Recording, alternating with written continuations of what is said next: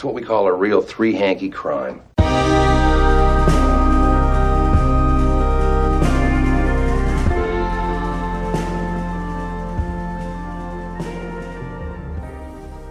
Hey, you're listening to the Lodgers Sordid Cinema's Twin Peaks podcast. My name is Simon Howell. I'm joined, as always, by Kate Redebaum. Hello, everybody.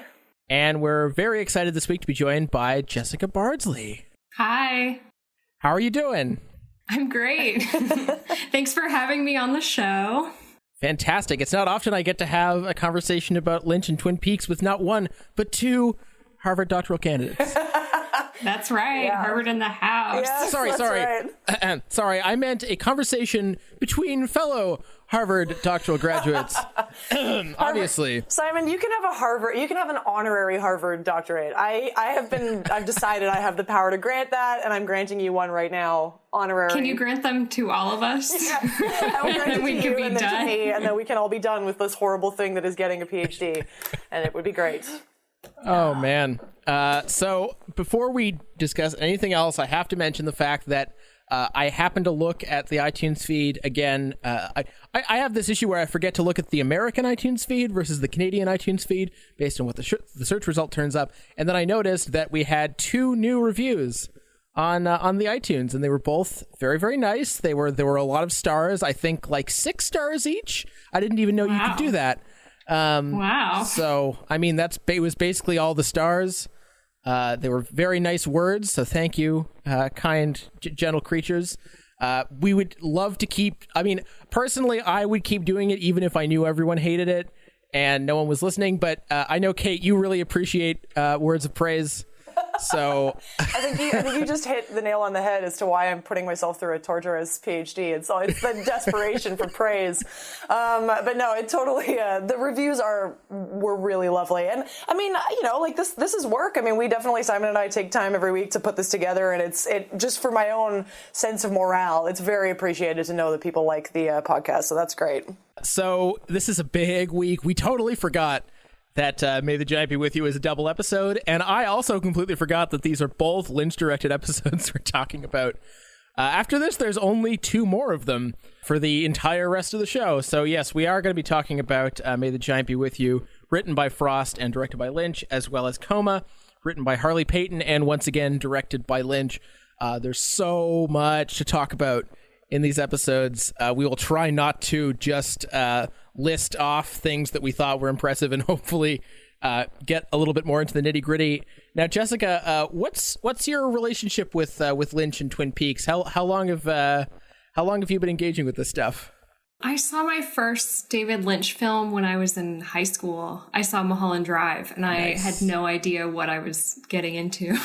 And I was both like terrified and confused, but also kind of liked it. But I think it wasn't until I went to college that I then was sort of more curious, and then I saw Eraserhead, and I really loved that. And I discovered Twin Peaks, probably sometime in college, and I, watched it, and then since then I rewatched the series once or twice. I don't know, but it's funny. It's like I think going back and rewatching, there are things that I really love about it, and then things that I feel a little like disconnected from, I guess. Or it's like kind of revisiting a past self or something, like some part of me that was more of a fanatic at another point and now is kind of interested, but then still, maybe this is what a film studies PhD does to you. It's absolutely. It like alienates you from all your interests or something. Actually, it's funny that you say that, Jessica, because I was talking to somebody recently about recording the podcast and saying that I had like kind of a realization after Simon and I had started this project, which I did not count on, which was basically what you just said, which is that when you go back to watch something for the purposes of something like this podcast, you have to take a kind of slightly different stance on it than you would if you're just watching it as a fan, right? And so there's been a bit of it threatens your relationship to the thing in a certain kind of way. And I realized a bit late that really is going to affect like what it's like going into the new episodes, which is interesting, right? Because I kind of also would be happy to just sort of sit in front of the TV and like ooh and all over the new episodes. So this is a very different. This is going to be very different. even like seeing, I don't know how you all have been watching them, but I've been watching them through this like Xfinity account I have, and they're all like on. And at the beginning, there's actually a little trailer for the new episodes. Okay. And it's like, and it's video, 16:9. and actually they're different ones. But, they just say like the return, and sometimes there's like, a kind of landscape. It seems to have a similar sort of feeling, but there's something that feels different because it's also a, video. Yeah. So there are these things that kind of mark, the kind of old Twin Peaks, and you can already tell the new Twin Peaks is going to have some very,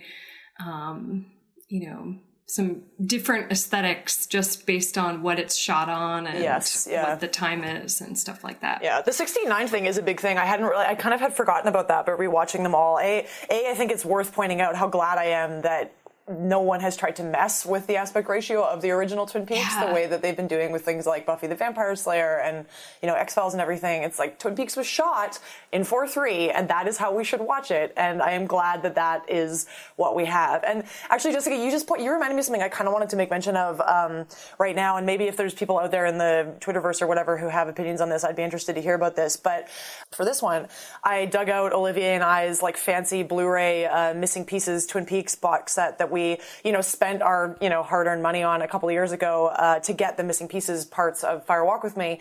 And I hadn't been watching, I'd just been watching these episodes on Netflix, and I went back and watched the May the Giant Be With You episode on the Blu-rays. And I am not sure, but I suspect that there is something going on with Netflix maybe having sort of slightly toned down the color a little bit, or like just the way the quality is on Netflix. Like it's like it is technically 1080p, but because it's streaming, it's a little different than what you get on a Blu-ray.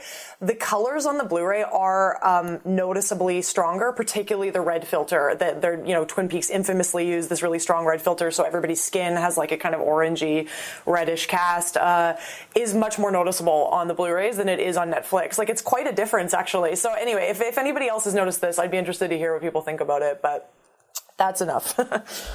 Well, the other thing that's different too, or that I've noticed in rewatching is, when you watch the DVDs, you have the log lady before every episode. Yeah, and the log lady. I don't think it's on Netflix, and it's also not on the Xfinity that I've been watching, and it is a different experience. Yeah, I mean, it's interesting. So is that how you saw them first, with the Log Lady intros? Because that's how I first saw them. They were not on TV originally, those things. They were added they were added for like a later, oh god, this is easy enough to look up, but they were added for like a later, maybe a rerun or something of them on television. I think Lynch went back and shot these, but anyway, so I did not watch them with the Log Lady intros the first time around. I don't really have like a relationship to them, but then again, I know some people totally do and like really love the Log Lady intros. So yeah, so you're missing them? When I went back a few years ago and rewatched the series, I didn't watch with the Log Lady intro, so I've sort of had the experience of not seeing her. It's just like additional content that, makes her more of this really full character. She becomes like your guide through the series. Yes. Whereas otherwise she is, she's a character who's important, but different than if every episode is prefaced with her presence. And then, okay, so Simon, I have one more tidbit of information I have to throw in here before we turn to the, hard work of talking about David Lynch for an hour, which is such a tough gig that we have. But, do it. Before we get to that, I've been saving this story until Jessica was on the podcast. So 2 years ago, for Halloween, I think two and a half years ago even, I decided to have a Halloween party at my house, and we had a Twin Peaks themed Halloween party. And I came up with this idea thinking that maybe a few people would kind of get a kick out of it. The response to this Twin Peaks themed party was kind of amazing because, as you might guess, graduate students are not exactly like people who have a ton of time and or energy and or money to dress up and engage in theme parties. But people were super into this. It was amazing. We had such a good like cast of characters turn up. We had Bobby Briggs, we had Dr. Jacoby, we had at least 2 log ladies, and then Jessica and I both turned up as the 2 Audreys, which was really funny. I think it's funny though, because I think I could have been either an Audrey or a Donna. Oh, it's but true. I think the way, because I have this curly hair, so I think there was sort of like, my identity was a little confused, but Donna's identity is a little confused. So I'd like to talk about that today. Right. Yeah. I also, just because I know these guys listen to the podcast and I get such a kick out of this, I will have to say as well, we had a couple turn up who really wanted to be part of like the party and the scene, had never seen the television show and had no idea what was going on. So they made themselves hats that were just mountains. So the 2 of them together were like Twin Peaks. I was like, that's amazing. So good. But anyway, so I will probably have cause to talk again about the Twin Peaks party down the road. But I thought that was at least part of Jessica's bona fides for being on this podcast, for having participated once at a Twin Peaks party. But we'll do it again. Maybe we'll do it when the new season comes back. Anyway, all right, we should probably get down to it, because there is, I mean, literally these might be the 2 episodes that we have the most to say, I think, about any 2 episodes in the whole show, probably. So. Oh, well, we'll see about that. Oh, okay. About that. All right. But these are certainly big episodes. We talked a lot in the last episode of the podcast about season 1's finale and how it sort of seemed to rush into getting all these plot elements in, which for better or worse. And then May the Giant Be With You is the total opposite. Opposite, yeah. It's we stretch out. We've got a 90-minute basically runtime. I was watching the credits and I noticed, they've got the full credit sequence this time. That's when I actually realized how long it was going to be. And yes, we open with that very what's the word I'm looking for? Languorous sequence of Cooper on the floor and the ancient hotel employee. There's a lot of weird comedy. But what there isn't a lot of is racing through plot. That pace that I think Ricky was missing in that last episode is definitely back. So God, where do we even start? Maybe we should start with the giant and his proclamations. His clues. His 3 things he's going to say that are actually 4 things, and I know that because I wrote them down. It really, what I noticed about this episode is that the last few episodes previous didn't have a lot of those, as you called them, Kate, talismanic proclamations. And then suddenly in this episode gives us like 8 new ones. Well, we definitely get the owls are not what they seem is finally actually pronounced as a thing. I have to admit, even just starting with this question of like the clues or whatever we want to call them of what the giant says, there's something really fascinating about the fact that when you start watching season 2, this episode particularly I think puts I don't know, it belies, I think, the narrative that has developed just over the years for a lot of people who think about Twin Peaks with this idea that season 1 is great and season 2 is bad. And you hear that a lot, right? And it really is not true. I mean, and any diehard fan of the show kind of knows that it isn't until later in the season that things start getting problematic. But so many of the elements of the show that are like really, truly iconic and are part of the myth and the legend of Twin Peaks don't start until the 2nd season. I mean, a lot of them start right here, right? Like the owls are not what they seem. Oh God, I'm going to forget. I can't do them off the top of my head, but I know there are sort of at least 4 more things. Oh, Meals on Wheels is another one that comes up here that's amazing. But yeah, I don't know. Jessica, what are you thinking? Yeah, I mean, I had a similar feeling where I agree with you in terms of there's this kind of false idea about where season 1 ends and season 2 begins. But also, I think in terms of these clues, I mean, something I've been thinking a lot about in rewatching this is, I know in an earlier podcast, you guys have talked about the genre of like the mystery or detective genre. But part of what's interesting to me is thinking about how clues and particularly objects take on this kind of this other meaning. Objects become more mysterious or powerful, and even things that aren't objects, even the owls, which aren't what they seem. There's the log, and that it communicates, and we see in the 2nd episode that it has a message, and But even, you know, with Cooper's ring and trying to understand what does it mean that his ring's gone. So yeah, I definitely think that these kind of clues have a way of transforming everyday objects into kind of harbors of significance that are kind of take them out from the sort of mundane, ordinary world. Yeah. And Lynch makes it seem so easy almost, right? The way that he manages to take some totally mundane thing and make it so strange. And it's unbelievable how easily he does it. It's not easy. It obviously isn't easy. It's work and it's incredible skill, but it feels sort of uncannily like obvious almost how easily he does it. But anyway, sorry, Simon, go ahead. What I found, I think, maybe most noteworthy about these episodes is that the first season has this relatively uncomplicated scheme where you've got this gaggle of small townspeople, most of whom are either good or bad, and they are coming up against this obviously very bad thing. But then I feel like these episodes complicate that a little bit, and maybe this is where the show starts to complicate it in general, because this especially this first episode seems to present, okay, so there's this other layer of reality, but even that layer contains these malevolent forces and these potentially helpful forces, and then also you start to have these other sort of supernatural encounters that can't really easily be classified into good or evil, like obviously the Meals on Wheels sequence, which we'll get to later, and the whole thing with Donna and the glasses, which I know, Jessica, is something you specifically requested this episode for that reason, so I don't want to step on your toes there, but this is where, and the show's going to get into trouble with this later, but it's starting to introduce these other elements that are a little bit more ambiguous, which for now is a good look. Yeah, well, I mean, can we talk about I have the Donna transformation next on my list too, so let's do it. Go for it.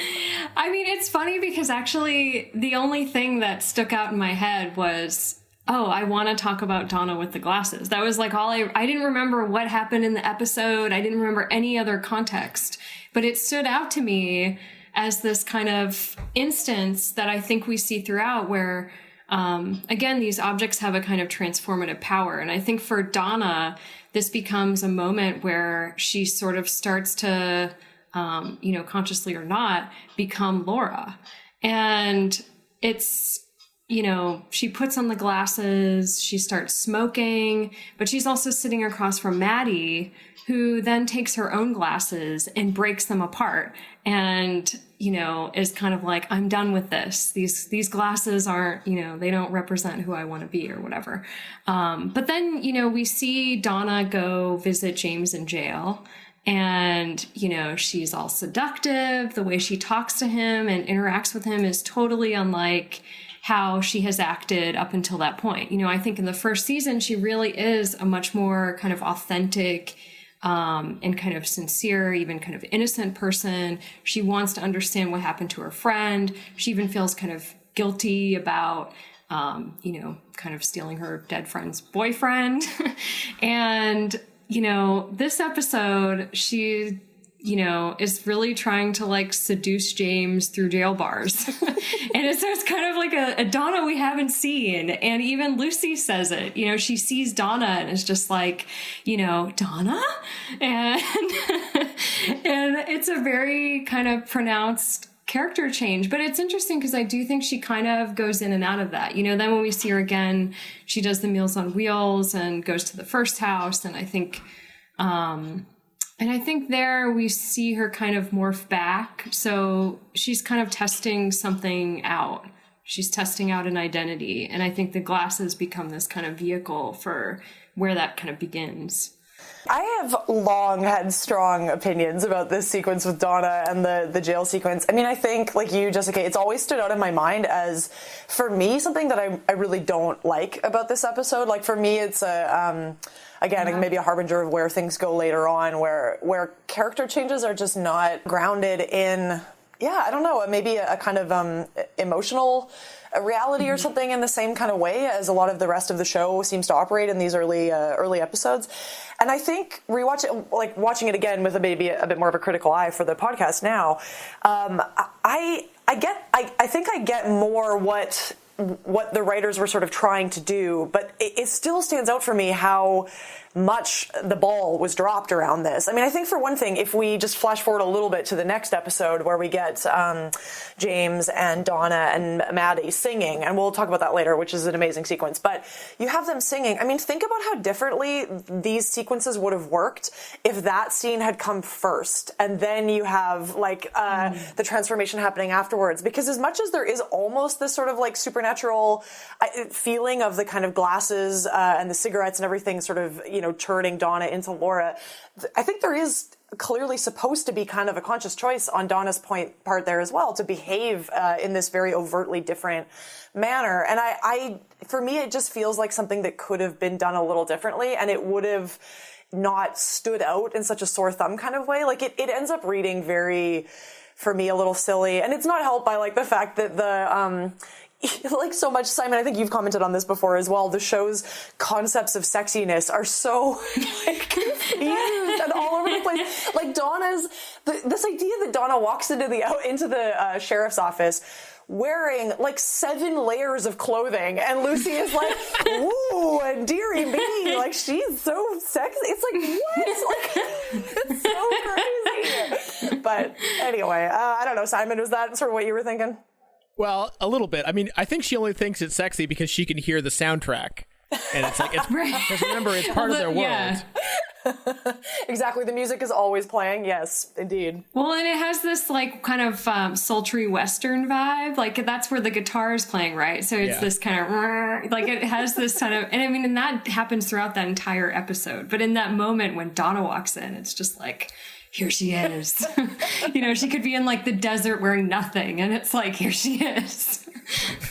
Johnny Guitar, kind of Joan Crawford or something. Yeah, indeed.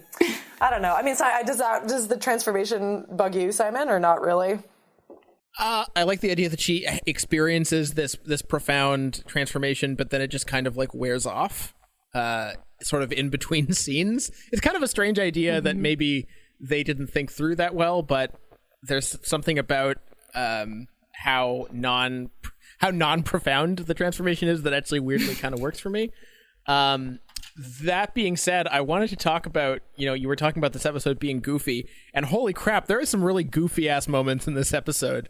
I need to specifically talk about Andy and the board. Yeah. And how that sequence seems to be about 7 minutes long. That sequence definitely feels like that. And then the sequence that happens in the next episode with Andy and the Scotch tape at the window, both feel like Lynch kind of, I don't know, almost consciously, jokingly nodding to the audience about what the audience expects of Lynch, almost, or something, right? Like, just like unnecessary stuff for the sake of it, maybe? I don't know. Right. It is very gratuitous. Like, there's something about it that's very, like, I agree with that. The sequence with the board, what's crazy to me about it, and I think actually the board sequence works for me, because if it had been half as long, it would have been a scene in, like, one of the Ernest movies. But like literally the same body language and pacing and everything. But because it goes on so long and it calls so much attention to itself that like I literally in my apartment by myself, I was like, what the are you doing? Like,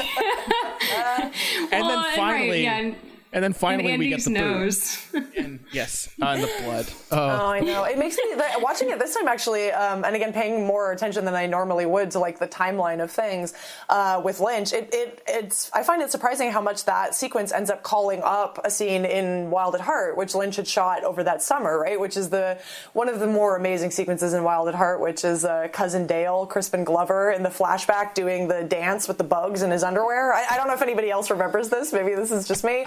But they're very, like, the physicality, this just sort of, like, bizarre, excessive, overt, kind of strange physicality that's played at the border between comedic and upsetting. Like, with Andy, you almost don't know whether to be worried about him or not. Like, it keeps kind of walking that line of, like, is he actually hurt? Or is this just supposed to be funny? Or what?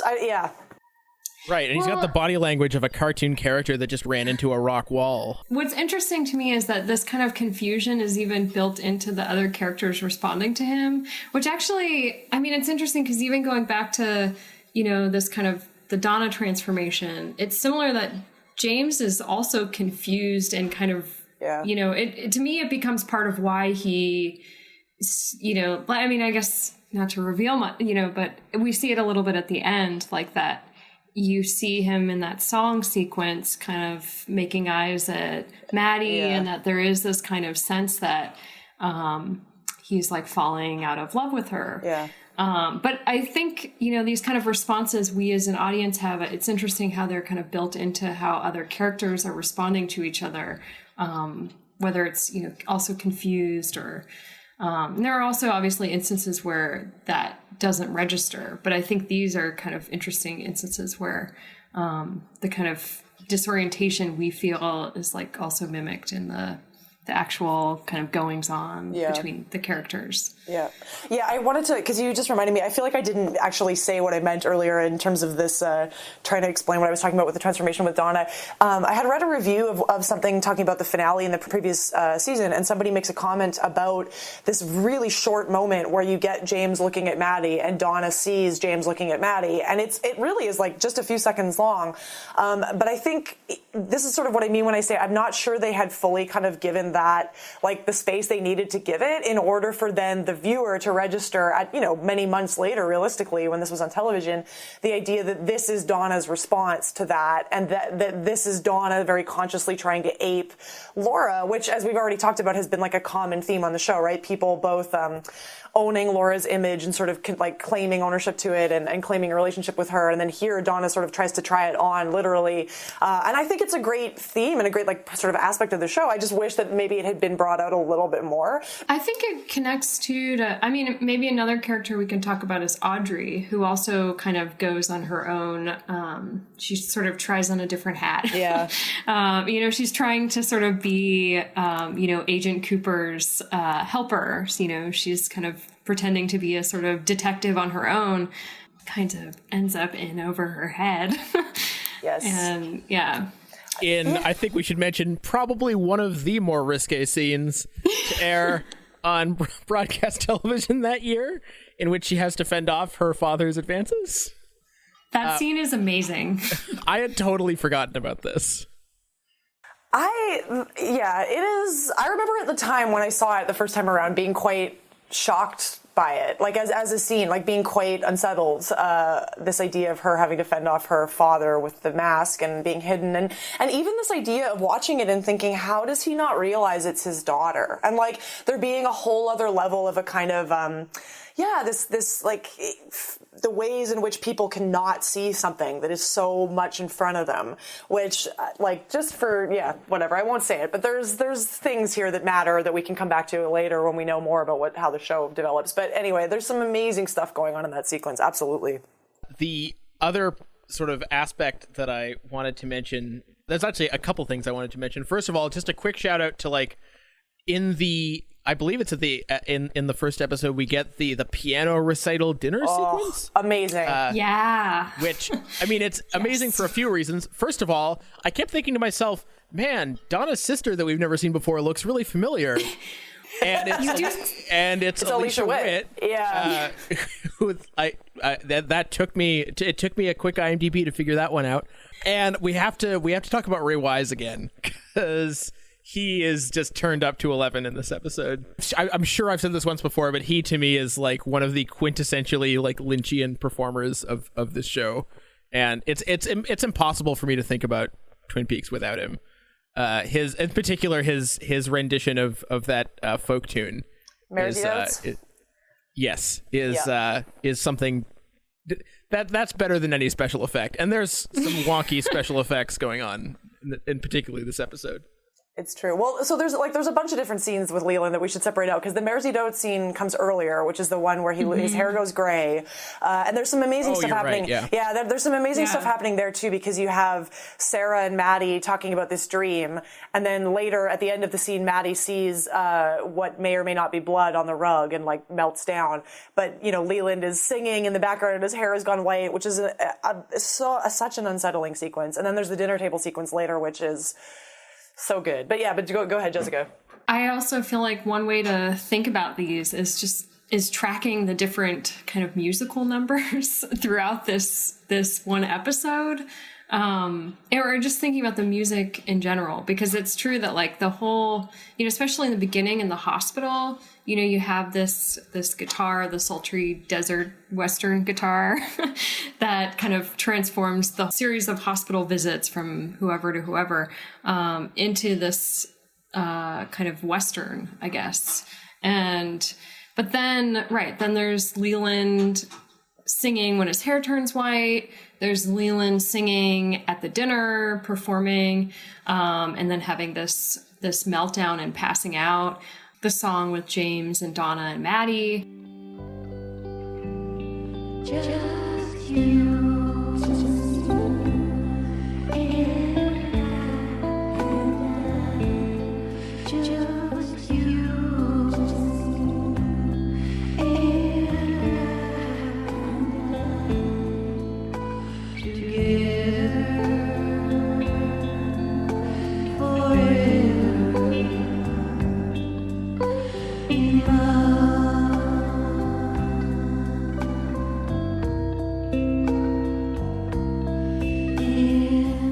Interesting to me because even earlier we also like throughout the first season we also have like Julie Cruz singing, like this kind of way that music becomes so much a part of the kind of ambiance and atmosphere of the film and its mood.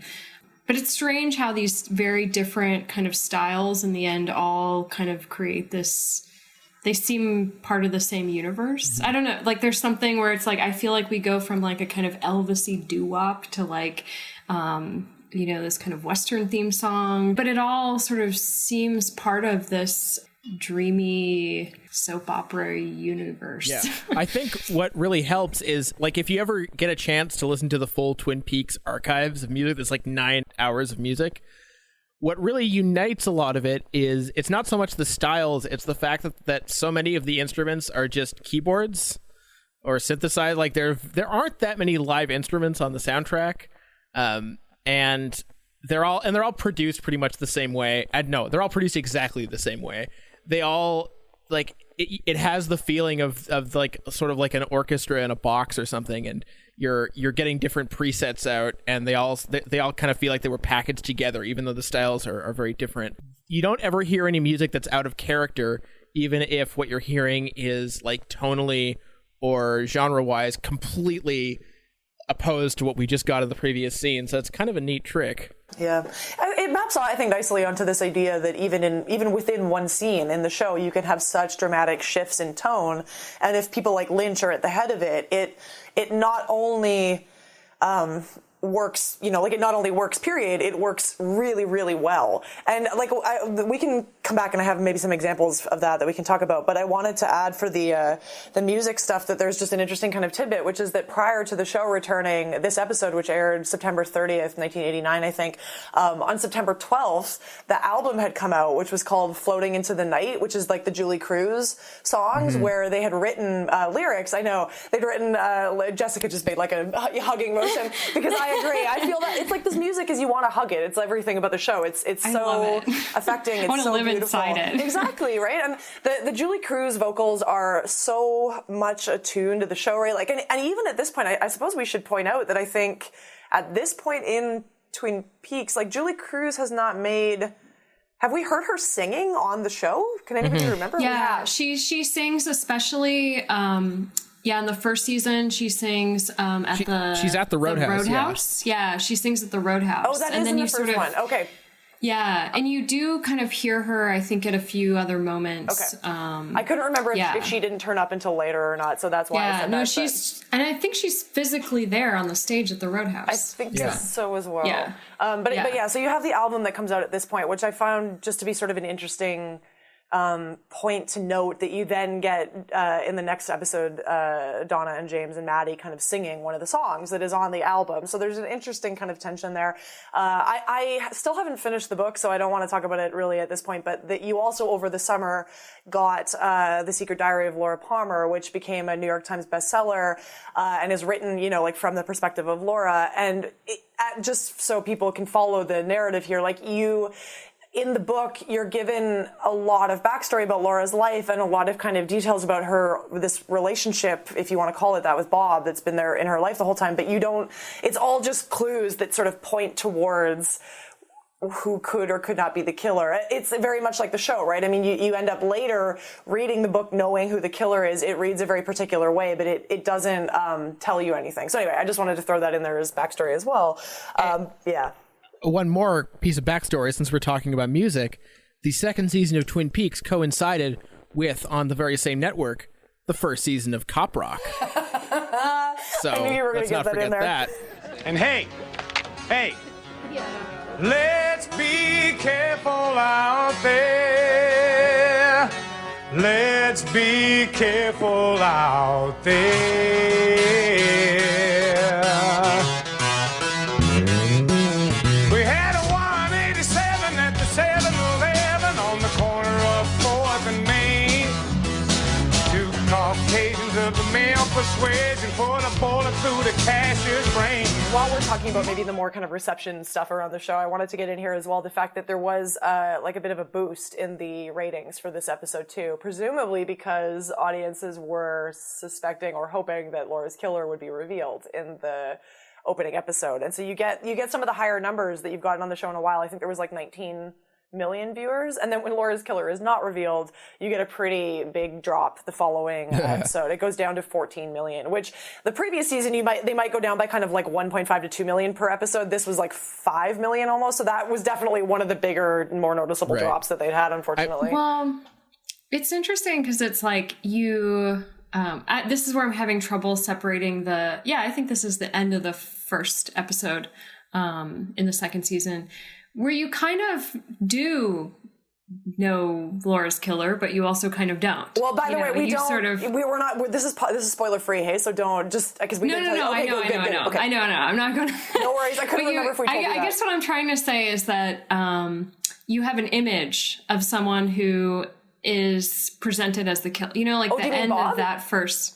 Yeah. Oh, Bob, yes, right. definitely. Yeah. Okay, sorry. Yeah. So you have this kind of, so I guess like I'm trying to sort of go back to imagining watching this for the first time. And it's like you have this kind of, this figure, this Bob person who is actually very violently depicted as murdering Laura in that train car. You know, you have this kind of horrible, like you have this sort of strobe light and Bob sort of taking something in his hands and smashing her body. It's like, it's very horrifying, actually. It's that final sequence of the first episode is, I think, probably the closest in tone that we've gotten so far on the show to what ends up happening in something like Fire Walk with Me later, which we'll come back to. But and in fact, I think you get even some of those shots are reused in Fire Walk with Me. But that final sequence is, I mean, again, it's amazing. Like even leading up to before you get to these flashes of the train car, the stuff in the hospital, like this very Lynchian trademark of the flickering lights in the hospital. The hospital's deserted, these long empty hallways, and all of a sudden the camera starts racing down the hallway, and Laura and Ronette's hands start raising up. I mean, it is still to this day watching that episode, I can't help but get goosebumps. And I think the other important thing about that bit at the end is, you also get more than a kind of this clear shot of Bob killing her. You also get an implication of Laura's role in this being less clear cut than simply victim, right? I mean, she almost is sort of this horrifying figure herself. Like you get her screaming and the shot of the blood on her face with the teeth bared, and it is a remarkable image. Again, I don't know. Yeah, Simon, do you have thoughts about that scene? Well, oh man, the thing that you really value about Lynch directing these episodes, besides the pacing, is just no one else can quite get those ruptures that he does. He tears a hole right in the fabric of this cozy, cocoony universe and just goes to this other space. And that last section of May the Giant Be With You, it's almost like a snuff film. Like it feels wrong. I think it feels wronger than anything we've seen up to this point, which is saying something. And in other scenes, like when Ronette sees the composite of Bob, and it comes slowly into focus, and then like as always, the lights flicker and everything just goes to hell. No one else can really seem to muster, like, other directors do bring things to the table, but I don't think any of the others can really rival sequences like that for just primal terror. Well, I think there's something important too here that we can keep talking about later, because again, it's important for Fire Walk With Me, but this idea that I think it matters that, Lynch and Frost would have been no doubt aware that audiences were expecting to be told who killed Laura when this episode came back to television. And not only do you not get who killed Laura, plus the kind of endless joke of the pace being slowed down and down and down and down, and like we may never know who killed Laura. Not only do you get that, you also get, again, this sort of more and more making murky of what Laura's relationship like to this world is, and to even her own death. I mean, you get Jacoby earlier in the episode saying this thing about how, Laura had made peace with the idea of dying, and it wasn't that she committed suicide, but it was that she sort of put herself in a position to be killed, which, I mean, to be honest, like if we this is a longer conversation maybe, but this idea of even saying something like that, I think opens up a really difficult, like, political can of worms. I mean, talking about rape and sexual abuse and victimhood and trauma and all of these things. And from my perspective, I believe that Lynch and the show are absolutely on the right side of that argument and are very much figuring out ways to deal with this idea of what it means for the fact that a victim does have agency, and that agency isn't always so clear cut and isn't always going to put them on the right side of some like innocence banner. I mean, I think it is really important that the show is doing this kind of work, but I also think that there is almost a level of, I mean, sadism is too strong, but there is a very strong pushback from people like Lynch here of, you just want to see who killed Laura. Well, instead, we're going to subject you to these horrifying sequences of her being killed. I mean, those are two, you're expecting one thing and you're given something very different. And I think that maybe has something to do with why the numbers dropped so much the following episode. Well, it is actually really interesting. I mean, I think this question of Laura's agency, or sort of her, did she want to die? Like this, I think it's really interesting because I think too, like as we learn more about Laura, and even as we see Donna and Audrey, pursue their own paths, to me, it also becomes a lot about thinking about girlhood, I guess, and like kind of, teenage adolescent, this kind of moment of sort of like becoming a kind of sexual person as a woman. And then also, within the context of this kind of like small town, I'm not sure that it qualifies as a suburban town. Maybe it does. But I think there's something about it that it almost seems like this desire for sex and violence and drugs and all this becomes a way of trying to show agency. And I think it's pretty interesting. I mean, I think that's also part of what we see kind of Laura or Donna trying out. It's like, it's a kind of way of trying to think about herself and her own desires and identity and all that. Well, and also the weird question that we haven't addressed yet, which totally plays into what, and there's no answer to it, so it's not like we have to talk about it a lot, but the fact that Audrey, her like escapade up to One-Eyed Jack's, there's a very weird structuring absent question there, which is the idea that, if Audrey wasn't confronted with her father, would she have just slept with somebody else, right? Like it's, like this question that the show very much puts out there and then completely backs away from. Like Audrey manages to spend a good amount of time in this place without it becoming a problem, which is interesting in and of itself. But it totally, Oh, go ahead. Or like, is she just sleeping with people between scenes and we're not hearing about it? Like, Indeed, yeah. It's totally a possibility. This is also all complicated by the fact, and only made possible by the fact, that these 17 and 18-year-olds are all played by 25-year-olds. Oh, I feel like, are they 25? I feel like they're 30. I feel like they're older than I am. I don't know. You know who's interesting, though, and who really doesn't fit this bill, and it's actually a really fascinating comparison, is Machen Amick as Shelley, who is actually the youngest of the actresses. She was very young. She looks young. She has like an interesting backstory. She emancipated from her parents when she was like 15 to become an actress. And you'd have to look up how actually old she was, but I really think she was quite young when the show started filming. She pulled a Laura Dern. Yes, exactly. And it's interesting because she, again, is sort of the youngest, but in a certain kind of way, she's coded as very much not dealing with what you're talking about, Jessica, which is this idea of the kind of middle class, like almost upper middle class girls of, you're right, it's not suburban isn't the right way to put it, but a certain kind of class in the town who are in this space of, like testing out sexuality, trying on sexuality as a way to kind of like mark entry to adulthood in a certain kind of way. And of course, Laura is a very different and interesting case because, I mean, as people at this point would have been tracking with the Diary of Laura Palmer, like she started having sex much younger and it was, again, not by her choice. But anyway, so there is that's an interesting thing. But then Shelley gets married at like 17 out of high school. And for her, that kind of relationship to sex is on the one hand, like there is still a very like clear kind of physicality and passion there with Bobby, but on the other hand is very much marked as a sort of prison of domesticity and like banality and this idea that marriage is really, sex is not something that she is fascinated by. For her, it's there's a tainted kind of prison quality to it. Anyway.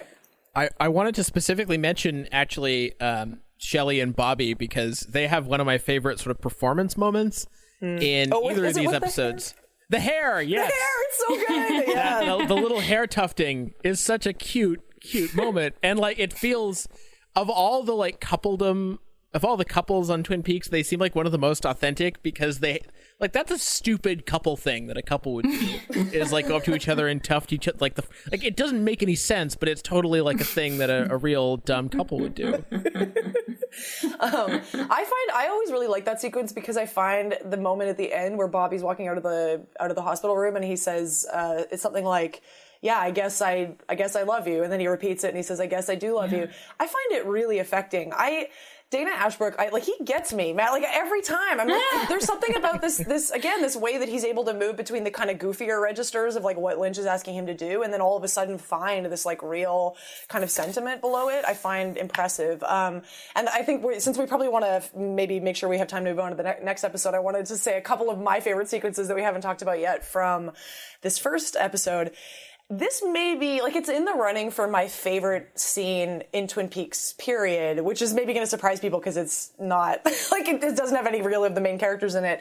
But the sequence with Major Briggs and Bobby at the diner, where Major Briggs recounts his dream to Bobby. His vision. Yeah. I find that sequence heartbreaking. Like, it brings me to tears every time. I love it. I mean, I think I could talk about that sequence alone for 20 minutes, but I kind of want to hear what other people think about it before I say anything else about it. I think I don't have the relationship to Bobby that you have, so I think I'd be more interested in hearing what you have to say about it. I always just think he seems like such a like Weasley piece of shit, but but I actually do really like that scene with his dad. And to me, it's actually one of the few times that, to me, he seems like a real person because Bobby ends up crying. Yeah. And it's actually hard for me to, like, I feel like at first it's hard to tell if it's sincere or not, actually. And then I think you see the sort of realness come to the surface. Yeah. But yeah. Interesting. I think I don't know. Simon, what do you like that scene or do you find it a bit goofy? Oh, no, I love that sequence. It's so good. Major Briggs is such a great character. And he's one of the ones that I totally forgotten about for some reason and I've just been really enjoying on rewatch. But I think that, something that is threaded really neatly in these episodes and maybe sort of when that sequence starts is a good example of is how Lynch threads like comedy and tragedy and it comes out more in certain sequences, like when Big Ed is recounting the ballad of him and Nadine, which is really just, it's so sad and so like in such a like masculine sad cowboy way, and it's really affecting. And then Miguel Ferrer, bless his heart, is just losing it the whole time. That's one of my, Albert is one of my very, very favorite characters, and that sequence is a good example of why. But even there's one of the later sequences at the Hayward household when I believe it's when Ray Wise is just absolutely losing his mind, and there's a shot of Donna, and she's just like, her mouth is wide open, and you earnestly cannot tell if she's crying or laughing. Yes, that is a great moment. And it reads as, just perfect performance. Like, so much so that you almost wonder if it was like an outtake or something that he catches, like Lynch catches her just off guard. Yeah, I think that's a great scene for sure. The sequence with Nadine, with the recounting of Ed and Nadine's story and cutting to Albert Rosenfeld, or Albert Rosenflower / Roserfeld, as Andy calls him multiple times throughout the episode, cutting back and forth to him. I think that's a perfect example of Lynch taking a scene that on paper could play out, pretty standardly as just two characters talking to each other, like two talking heads recounting a story. And Lynch manages to find this amazing other set of tensions in it to really amp up both sides of it. Like the fact that you cut to Rosenfeld laughing, and every time it makes me laugh harder. And then you cut back to Ed, and it's like the crash down into this real kind of pathos of their relationship. It just creates an effect where both sides of that end up feeling stronger or something. And Lynch is so good at doing that. I wanted to just say two more things about the Bobby and the Major Briggs sequence, because I have never noticed them until going back and watching it more closely again this time. Like, I'm always so overwhelmed by the emotion of the scene that I've never noticed this, but it just speaks again to the quality and like the interest of Lynch's direction. So in that sequence where you have Major Briggs framed speaking to Bobby in the diner booth, behind him, like as Briggs is narrating this dream, behind him you have 4 bodies that you can see each of them going backwards in the booths. And even though there's sounds, like muted sounds of the diner coming from off camera, these bodies behind him are all perfectly still. And like leading up to them, you see them moving. And then in the sequence afterwards from the side, you immediately see the bodies moving again. But in this moment, they're all perfectly still behind Briggs. And it creates, again, just these subtle, affective senses of it being a dream, right? Of it crossing over into this dream space, which, shares something with what's happening in the giant sequence at the beginning. And even the waiter, right? This waiter, it's so strange and so unusual that you're like, this cannot be real. Like, is Cooper dreaming this? I mean, this sort of strange, perforated space between dream and death and life and all of these things in the episode. Anyway.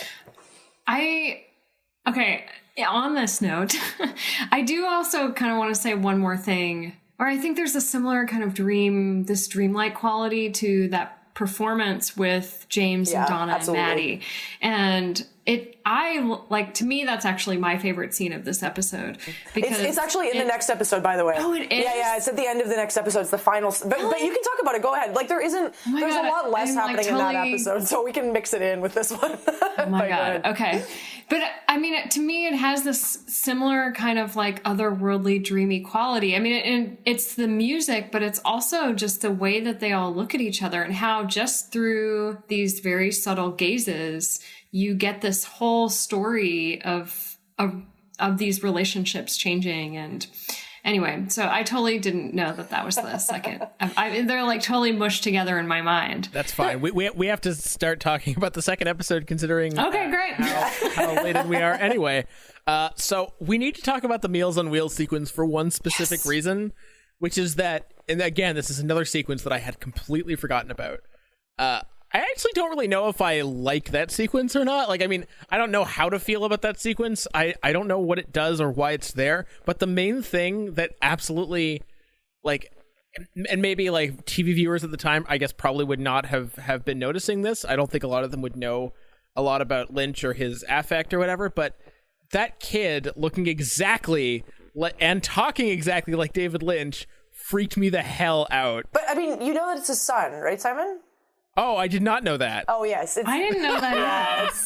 Okay. Oh, wow. Well, that makes sense. Well, yeah, then there you go. That's Austin Lynch, who grew up to, I don't think he does filmmaking as his daily job anymore, but he grew up to work in film. And the funny thing, Simon, Austin Lynch made the making of documentary about Terrence Malick's The New World. It's like Austin Lynch directed that. If I'm not totally wrong, like I wish my husband was here to back me up because he's the real nerd about this stuff, but I swear Austin Lynch directed that documentary. But yes, it is definitely mini David Lynch, and it is so creepy and so uncanny and so perfect. It's crazy.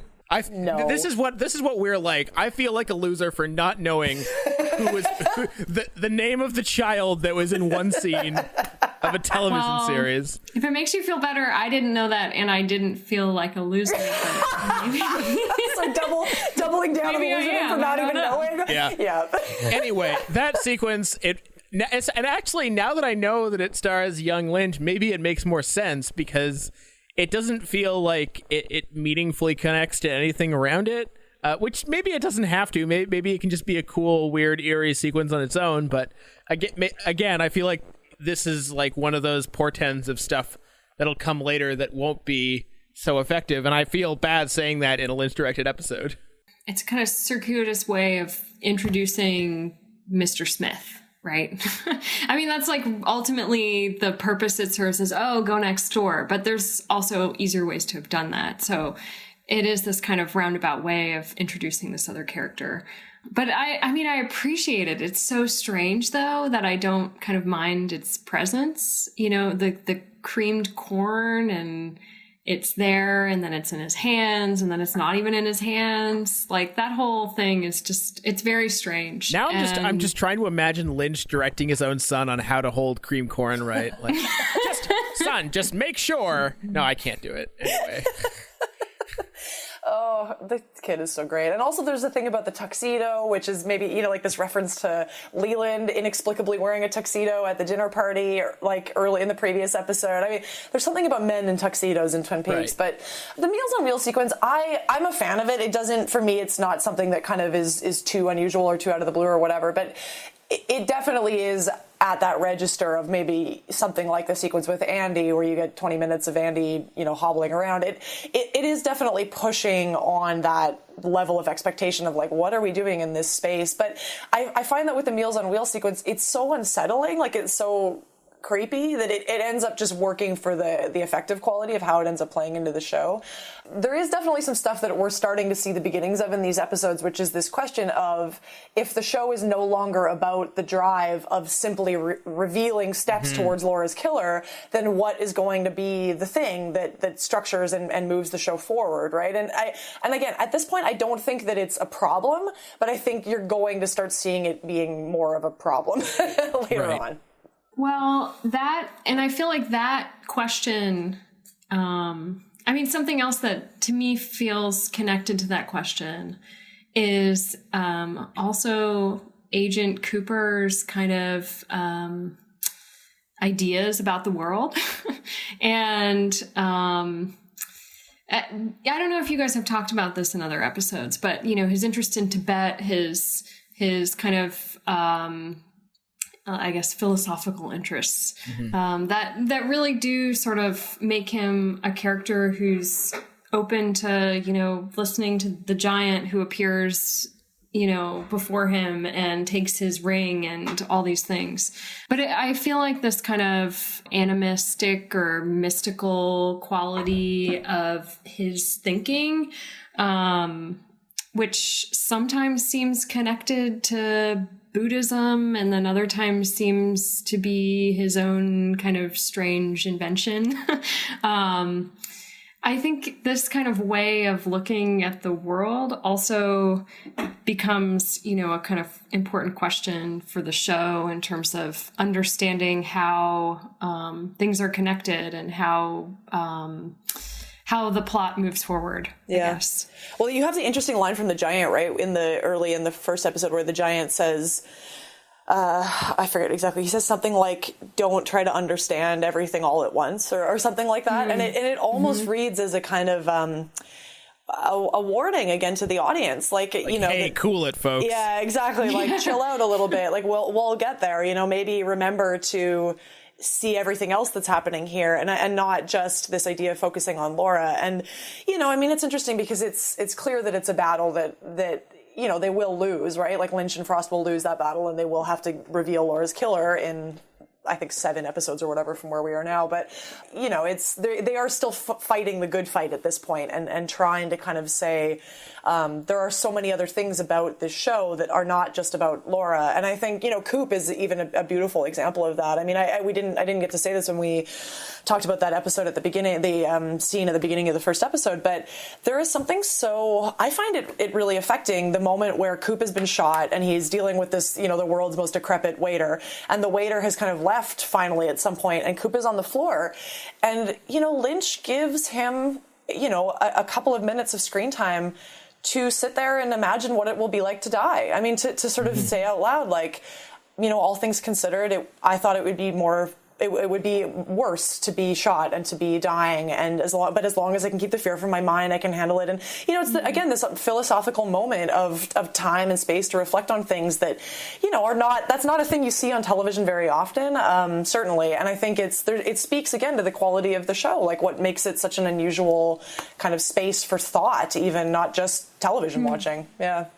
Something else that we haven't talked about really is, it ends up seeming less important to me, but I'm curious what you guys think about it. This whole sort of thing with the mill burning down and Josie has run away or gone somewhere we don't know. Catherine's missing. That whole kind of actual plot stuff. Plot. I mean, it's interesting because it's like it's an element that never really drew my interest, but then there's so much of it that it feels like, okay, well, this thing has to be meaningful somehow or whatever. Thinking about the other things that are important aside from Laura's death.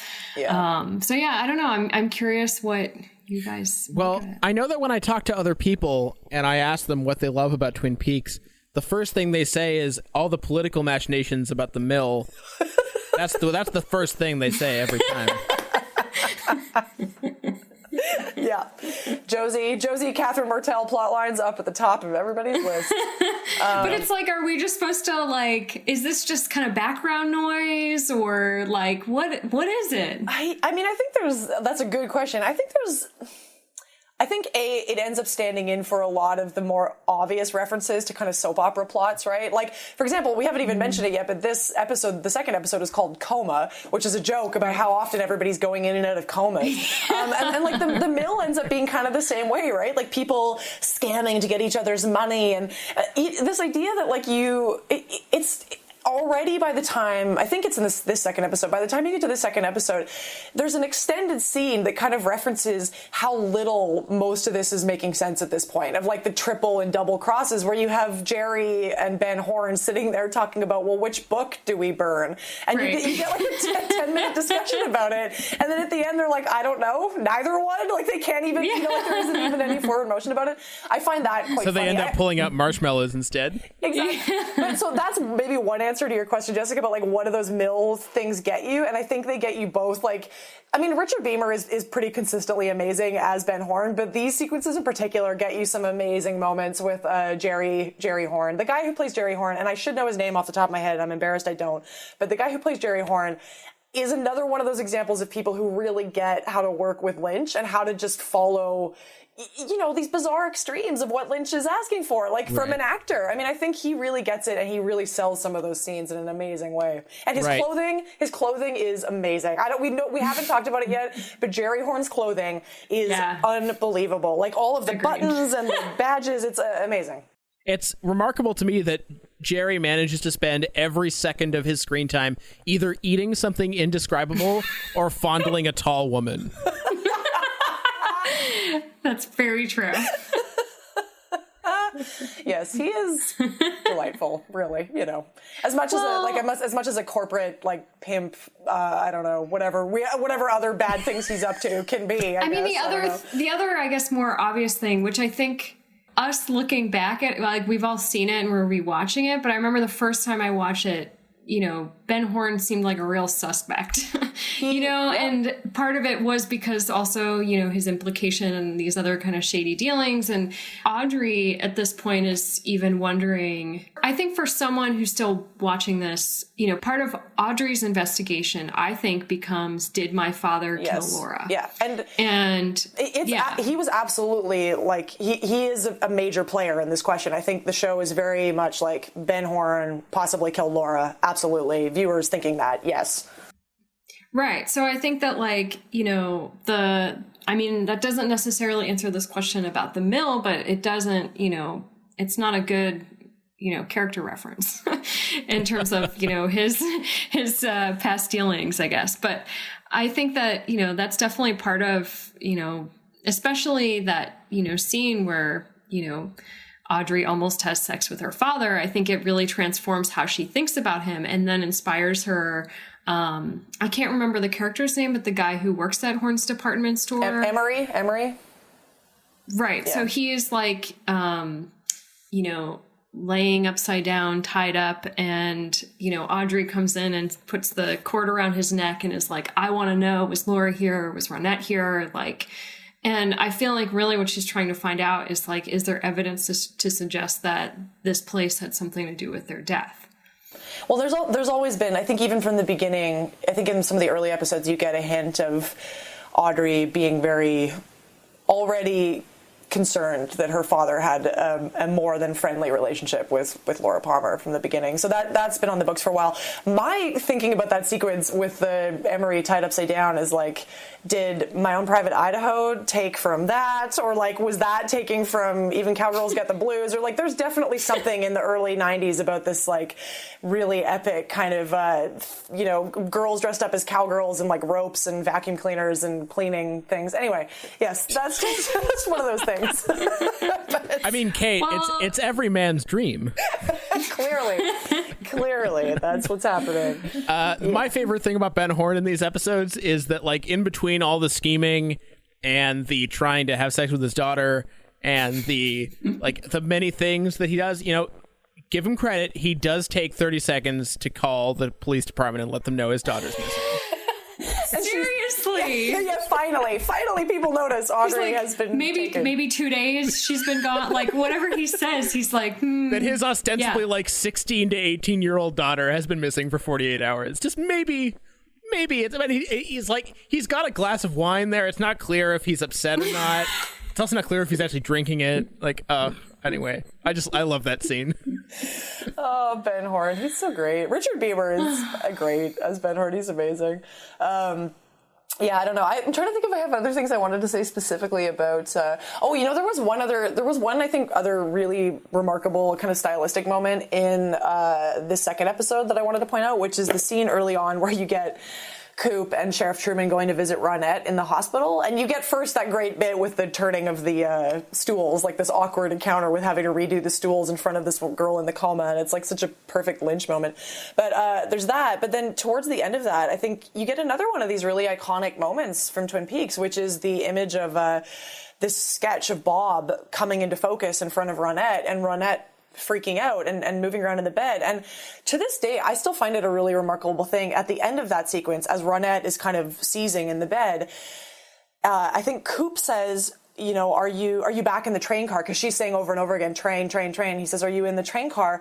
And the lights in the room cut out for a second, and you hear a sound that is almost like it's building up to the sound that was the sound Bob makes at the end of the previous episode, this like manipulated kind of guttural scream thing. And you get almost a hint of it in this other, and then the scene cuts. It's like you don't even have time for your brain to register it as something that's actually happening, like whether this is a flashback or whether the lights have literally gone out in the hospital room or what's happening, and then it's over. And I think that's an amazing thing.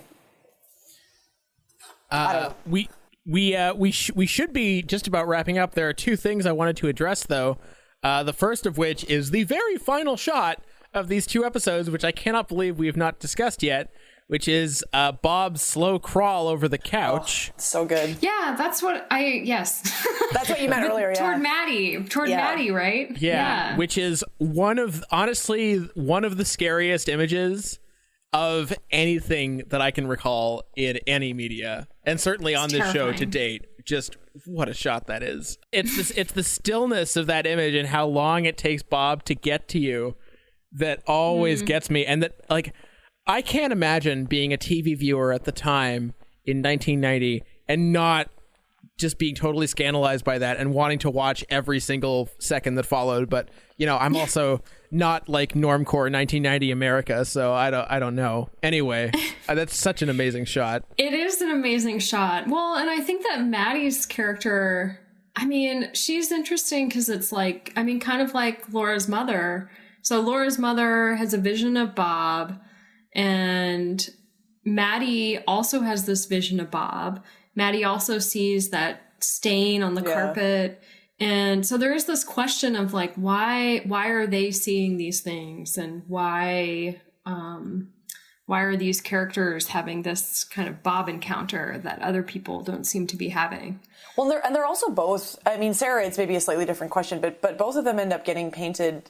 They are two of the more passive or almost absent characters on the show. Like Maddie does have certainly lines and things to do, but you really don't have a sense of like what Maddie wants out of these scenarios in any kind of way compared to people like Donna and Audrey. She's just not very present. Really, her role ends up becoming more and more the kind of like, this thing that is she's pursued by Bob, right? Like this sort of terrifying, she's sort of responding, like reactive to this world, but she's not really present, which is a very interesting, like maybe flip side or connect or something to Laura on the other side of that, right? So I don't know. There's some interesting stuff there for sure. I find it perpetually fascinating. We haven't talked about this at all yet, and maybe we can talk about it in a future episode, but the ways in which all of these episodes so far hint at a very complex relationship between Sarah and Leland Palmer that is like, you don't really ever know what's going on with them. It's always just very short little moments. So that's, again, why we haven't really focused on it. But there is clearly some deep, weird stuff between the two of them, and it's very unsettling. Anyway. Yeah. No, I totally agree. I mean, especially Sarah, I mean, she's basically always almost crying when we encounter her. You know, she's screaming, she's crying. Even at the dinner when Leland starts, singing, she's like kind of horrified. Yeah. And she's sort of the first one who's like, something's wrong. Yeah. And, even when she like sees his hair for the first time, she's just like, all of her encounters with him, I feel like she is horrified. Yes. And yeah. And I think you're right, Jessica. I think it's interesting too that never ends up feeling like something worth noticing, but it's so clearly there. It's so weird. Like even in the earlier season when you get Sarah yelling at Leland when he jumps onto Laura's casket, Sarah yells at him, "Don't ruin this too." And like you never know what that is in reference to, and then that's just sort of it evaporates. But anyway, all things we can talk about later. But yeah. The last thing I wanted to ask you, Jessica, is that you mentioned on this rewatch having a little bit different, a critical experience watching these episodes. So I'm wondering, what were you struggling the most with on rewatch? That's a good question. I don't think it's anything in particular. I think part of it's having gone through this journey, and I think maybe some of it is sort of what Kate and I were discussing in the beginning of this sort of kind of revisiting a past self, or sort of feeling like it's, it's kind of like listening to music you once listened to really intensely for a period of time, and then you kind of go back to it, but it still reminds you of that period in your life or something. Right. It doesn't quite feel like something you're in right now. Okay. And so I guess that's to me is how I feel about it, I guess. Okay. So what you're saying is you're the problem. Yeah. Yeah, I think so. I mean, maybe. I think that is. I am the problem. Maybe. Twin Peaks is absolved. There's nothing wrong with Twin Peaks. Everything is perfect. I have no complaints. So Jessica, are we going to have you back on in maybe say 10 to 13 episodes, and you're going to have the same attitude about this being a perfect show? I'll be like, this is perfect. No, but I will say I am interested to see the new episodes and to see if that feeling changes, because it's also like, that is something new. That's a new experience. And, absolutely. I don't know. I'm going to think more about this though, because I do think there are certain things that do feel dated about the show, and I think some of that has to do with basic things like race and representation, and thinking about the fact that really this is like a very white world. There's Josie's character, but I feel like it's a very Orientalist kind of character. And there are things that I think seem increasingly kind of apparent to me that weren't things that I thought about when I watched it. And maybe that's being young. Maybe that's, I don't know, right. And I don't know to what extent those things are, really necessarily integral to what the film or what the series is doing. But I don't know. They're things that I think about now. Yeah. So. Yeah. I mean, it is interesting to think about, I'm just thinking about this as I'm literally just about to record another podcast on the same subject, but I was watching the new King Kong movie. I know this sounds random, but like that movie is so casually diverse. It was not a priority of studios at the time, whether television or film, and it certainly is. It is interesting to revisit that now, and also in the context of Lynch in general, because I know that he has been criticized on these grounds, possibly rightly, on the subject of diversity, and that's something we can get into in the future, I'm sure. But Jesus, we've gone long. So can I say one more thing about this? Yeah, do it. Just one more thing. Well, I think it is really complicated because it's like, I think one of the questions I would have for like Lynch's kind of approach to horror, I guess, is, how does it, what would that look like when the bodies aren't white, sort of wondering, and what problems would that raise? Because, I think this is where part of me thinks like, maybe this is a sort of specific kind of investigation about a kind of white, rural suburban world and, what lives in that world. And I don't think there's anything wrong with, narrowing and like one's focus in that particular way. But I think, I feel like it's not intentional, but I do think that in some ways it makes more sense as that. But I still think there are other ways to it's like someone like Lucy, like her character could be anyone, so I think there are things like that maybe the casual diversity could be meaningful, but I also think that like, I'm not sure how David Lynch's approach to horror would translate, and what problems would that bring? I wanted to add, because there's an interesting, Simon and I actually recorded a podcast about this once upon a time, which was talking about Wild at Heart. And there's an example of something like that in Wild at Heart, where you have a character who's sort of, I don't think he even has a name, but an African-American actor plays this character, and Nicolas Cage, like, encounters him at an event early in the film. And due to some backstory you never really get, or maybe you do, I don't remember, but Nicolas Cage, like, beats this guy to death, basically on screen, and is sent off to jail for it. And it's a really strikingly unsettling moment, maybe for the fact that there aren't so many African-American actors in Lynch's films. And so, like, that's an interesting, maybe, I don't have, like, a strict opinion on that, but I think it plays into what you're talking about there, Jessica, this question of how it works to sort of integrate people into this white universe where, anyway, so it's complicated. I would add as well, though, I do think that there is... I'm not sure that it makes sense to hold Twin Peaks up necessarily to a standard of what is going on now in Hollywood, where there is an expectation of a kind of like more diverse thing. Because again, in 1989 and 1990 television, it would have been a very different thing. And I will say, I do still think that Lynch is doing something impressive at the time, which is that he is very aware of the fact that this community is set in a space which is an important space for Native American communities, and the fact that you do have Native American actors populating spaces in the background. There is, later we have a character where a law representative, like a law clerk, is played by a Native American woman. Very easily could have just been a white actress, but like, Lynch does, like, there is at least some attention to this kind of thing. And I've been paying attention, there have been a handful of African American actors in the show so far. There was someone on Hank's parole board, there was a doctor early on. So not to defend the show as like magical, but I don't think it's absolutely horrible either. So it's somewhere in the middle, maybe. Yeah, no, I agree about not holding it to today's standards. I think it's something I'm curious about when we see new episodes. Exactly. What's it going to look like? Yeah. And I'm really curious. Me too. Absolutely. Me too. I feel like we end every podcast with that. I'm just like, gee, what's that going to be like? Anyway, thank you so much for joining us, Jessica. Is there anywhere, do you have anything to plug? Do you have anything you'd like our listeners to hear about? You're making a face that tells me that you're not sure. Jessica's an amazing filmmaker, but I don't know if she promotes herself on Twitter or Facebook or anything. Maybe not. It's okay if you don't. I don't have Twitter. I'm on Instagram. You're welcome to follow me. I'm also a filmmaker. Jessica, what's your handle on Instagram?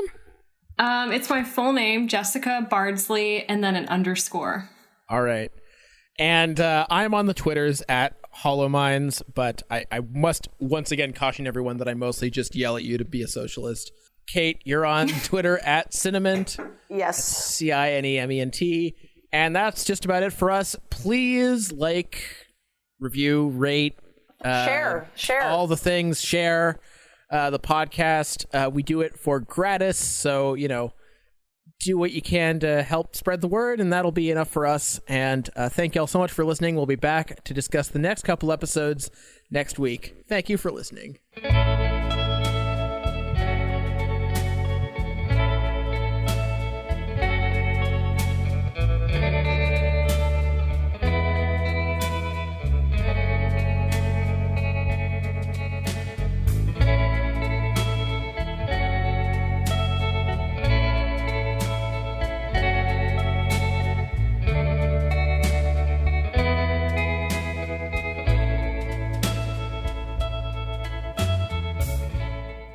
Yay. Was that okay? I'm now gonna have all this afterwards anxiety where I'm gonna be like, what the did I say?